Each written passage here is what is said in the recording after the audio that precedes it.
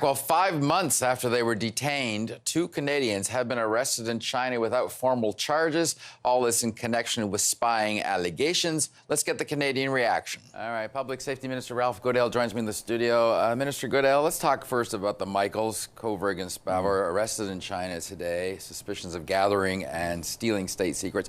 I'm curious, just in the language, they're arrested but not charged. What happens there? That's what we understand, that there are other steps that would need to be taken in the process before a formal charge is laid. Nonetheless, the situation is serious. Obviously, Canada is treating it with the gravity that it deserves. We condemn their detention and now their arrest. And believe very strongly that they should be released immediately. There has been no evidence produced that indicates any wrongdoing. And we're working very hard to assemble a very large list of allies around the world, and it grows all the time, indicating that many countries are standing with us in our assessment of the situation, that the arbitrary detention and arrest of these Canadians is wrong. And they should be released. I'm just curious, though, it took them 5 months just to arrest them after they detained them. Do we have any idea of the timelines, how these usually go from an arrest to a charge, from a charge to a trial, from a trial to a decision? It is, it's not a very transparent process, so it is difficult to predict. What we need to do is to remain absolutely vigilant, using every means at our disposal to attend to their safety and their release at the earliest possible moment. There can be no justification for their detention or their arrest. Yeah, I mean, as you point out, these charges, or this arrest, seems on groundless reasons. It was timed coincidentally with the Huawei executive arrest. Suddenly these guys are being detained. These allegations don't seem to have any foundation. Do you have any faith they'll get a fair trial and this is going to end with them coming home safely?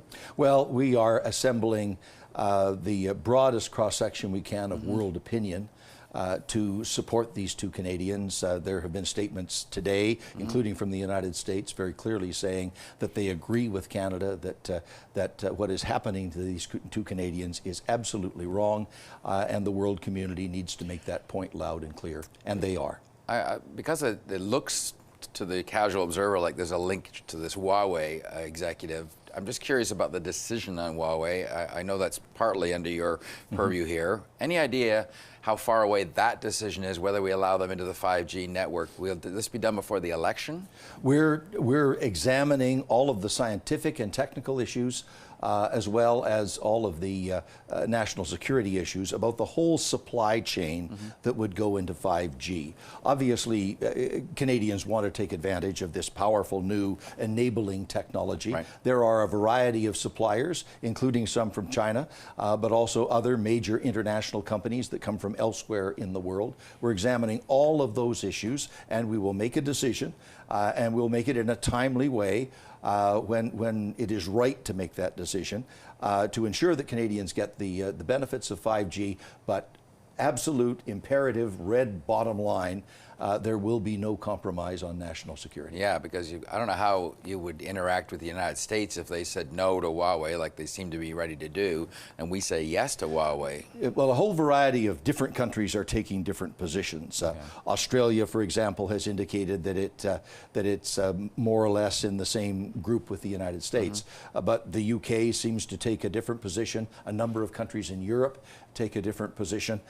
We need to work our way through this in an intelligent manner, so that we don't get snookered by some kind of bait and switch operation, but at the same time that Canadians are absolutely assured of their national security, that there can be no compromise. Speaking of security of mosques and other religious centers, it was front and center for you today. You announced a new security infrastructure program. Tell us about that. Well, the security infrastructure program has existed for the better part of a decade. It provides some financial assistance to religious and cultural organizations, also to the LGBTQ2 community, to protect their facilities, the places of worship, clubs and cultural centers, and so forth. it's a tragedy that one needs to have a security infrastructure program, but with the rise of hate and intolerance and the threats, including 6 Canadian citizens killed because they were at prayer in a mosque, right, and other circumstances around the world. We've improved the program, we've increased the funding, we've made it more accessible. The key thing in the announcement today is that we're making funding available for training.